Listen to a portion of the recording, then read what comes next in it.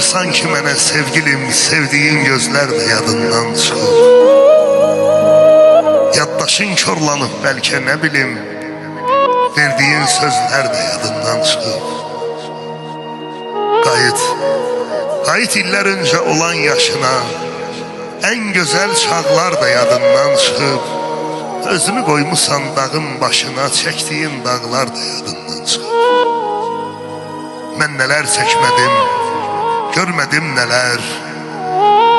Dağ dözə bilməzdi çəksə mən qədər.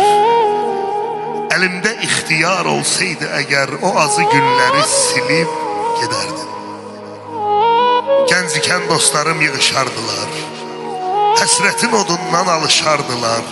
Leylidən, Məcnundan danışardılar, boş şeydi deyərdim, gülüb gedərdim. Gözlərim yumuldu, ürək yatmadı. Gəncliyim tələsdi, əlim tutmadı. Səni tək qoymağa gücüm çatmadı. Yoxsa mən indiyə ölüb gedərdim. Yoxluğunu mən indi duymuşam. Vallahi bu həsrətindən yaman doymuşam.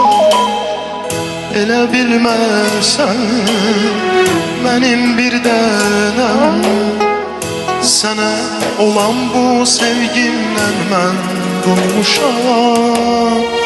Yollarına gizli baxıb ağlaram, şəklini ürəyimdə öpüb saxlaram. Gecə gündüz dəniz kimi coşub çağlaram. Söylə canım, hardasan? Yollarına gizli baxıb ağlaram, şəklini ürəyimdə öpüb saxlaram. Gecə gündüz dəniz kimi coşub çağlaram. Söylə canım, hardasan? Gənc ikən çox bəlkə boşa düşmüşəm. Çox dağa çıxmışam, daşa düşmüşəm. Mən indi bilmişəm, başa düşmüşəm. Deyəsən bu dünya anladır bizi. Gəl sizə çox sadə eləyib izah. Bələk də, kəfən də eynidir vallah. Gözümüzü açanda ağladan Allah, yenə son nəfəsdə ağladır bizi. Deyəsən bu dünya anladır bizi.